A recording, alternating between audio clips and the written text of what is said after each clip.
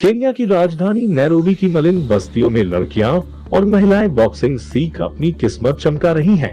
14 सालों में 3000 से अधिक लड़कियों ने इस खेल को खेलना सीखा है।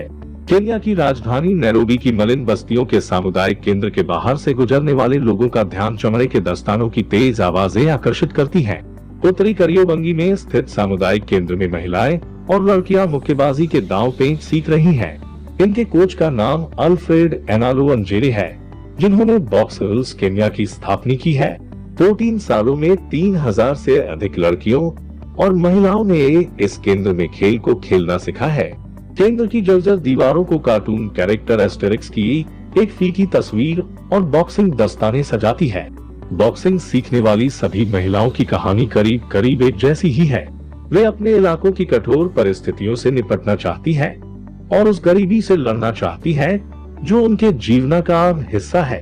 प्रोफेशनल बॉक्सर बन चुकी 34 साल की सारा एचियांग कहती है, एक दिन जब मैं जॉगिंग करने जा रही थी, एक आदमी कहीं से आया और मुझे थप्पड़ मारकर भाग गया।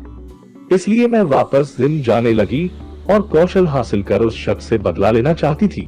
बॉक्स गर्ल्स केन्या में अधिकांश के लिए बॉक्सिंग खाली समय में खेलने वाला खेल है, लेकिन कई लड़कियां इस खेल को अपनाकर बतौर पेशेवर खिलाड़ी बन गई हैं। स्वयं की लड़कियों को सलाम। कुछ लड़कियां ने ओलंपिक में भी जगह बनाई है, जैसे एलिजाबेथ एंडिएगो, जिन्होंने 2012 में लंदन खेलों में भाग लिया था। क्रिस्टीन ओंगारे इस साल टोक्यो ओलंपिक में हिस्सा ले रही हैं। अंजरे, जिन्हें पादरी कहकर भी बुलाया जाता है, कहते हैं कि वे मुक्केबाजी को एक बदले के रूप में नहीं देखना चाहते। अंजरे कहते हैं, मुक्केबाजी का उद्देश्य एक टूल बनाना है। ये लड़कियों को सशक्त बनाने का साधन और ये उनकी आवाज उठाने के लिए है। आर्थिक आजादी भी चाहिए। अंजेरे खुद करियोबंगी के मूल निवासी हैं। वे क्षेत्र में रहने वाली महिलाओं के साथ शारीरिक, मानसिक शोषण समेत बलात्कार जैसी समस्याओं से अच्छी तरह से वाकिफ है।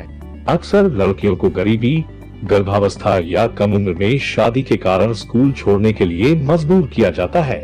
वे कहते हैं कि महिलाएं भी कमजोर होती हैं, क्योंकि वे अक्सर आर्थिक रूप से स्वतंत्र नहीं होती है।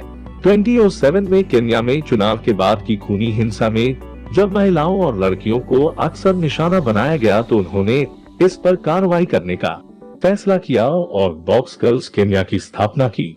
22 साल की एमिली जुमा कहती है, बिना आत्मरक्षा के इन मोहल्लों में बड़ा होना थोड़ा चुनौतीपूर्ण है। पुरुष प्रधान खेल में वो एक उभरती हुई प्रतिभा है। वे कहती हैं, कई लोग लड़कियों को सेक्स ऑब्जेक्ट की तरह देखते हैं।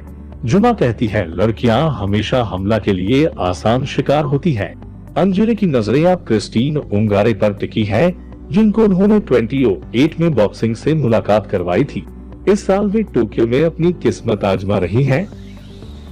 अंजरे कहते हैं, अगर लड़कियां मुक्केबाजी में सफल होती है तो हम खुश होंगे और